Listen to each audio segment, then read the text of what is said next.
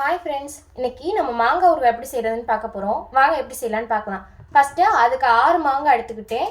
அதை நல்லா வாஷ் பண்ணிட்டு கிளாத்தை வச்சு தொடச்சி அதை க்யூப்ஸாக வெட்டி வச்சுருக்கேன். இதை மாடியில் வெயிலில் காய வச்சு 1 மணி நேரத்துக்கு அப்புறம் எடுத்துக்கலாம். இல்லை நீங்கள் வீட்டிலே 1 மணி நேரம் நல்லா கிளாத்தில் போட்டு ஃபேன் காற்றுல நல்லா விட்டுருங்க. கொஞ்சம் நேரம் 1 மணி நேரம் செஞ்சு இதை எடுத்துகிட்டு வந்துடுறேன். இப்போ அந்த மாங்காய்க்கு தேவையான மசாலா செஞ்சிட போகிறோம்.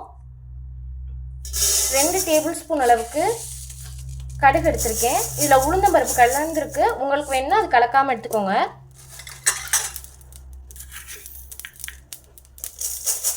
ஒரு டேபிள் ஸ்பூன் வெந்தயம் சேர்த்துருக்கேன். இது ரெண்டையும் நல்லா பொன்னிறமாக வறுக்க விட்டுருங்க.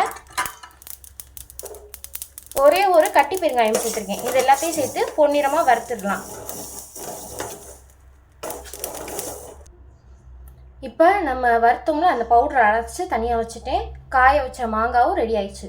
இப்போ வாங்க என்னென்ன இன்க்ரீடியன்ட் சேர்த்து இது செய்யலான்னு பார்க்கலாம். காய வச்சிருந்தேன் மாங்காயை, அதை ஃபுல்லாக இதில் போட்டுக்கிறேன்.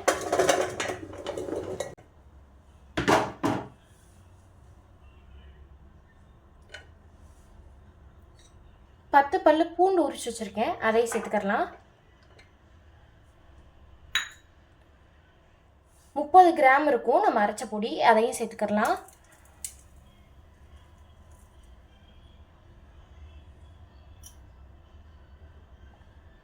கிராம் வந்து சில்லி பவுடர் எடுத்துருக்கேன், அதையும் சேர்த்துக்கலாம். வீட்டில் அரைச்ச மிளகாத்தூள், தனி மிளகாத்தூள் எடுத்து சேர்த்துக்கோங்க. அதே அளவு உப்புமே சேர்த்துக்கிறேன்.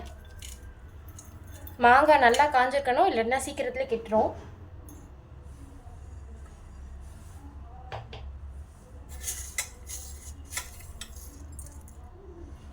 ஒரு டேபிள் ஸ்பூன் வெந்தயமும் சேர்த்துக்கிறேன்.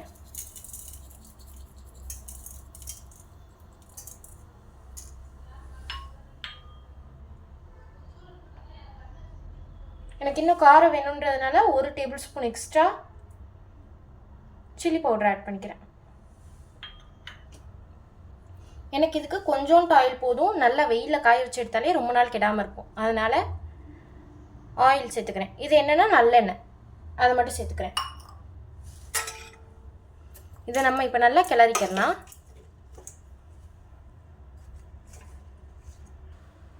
அவ்வளவுதான், நான் மிக்ஸ் பண்ணிட்டேன்.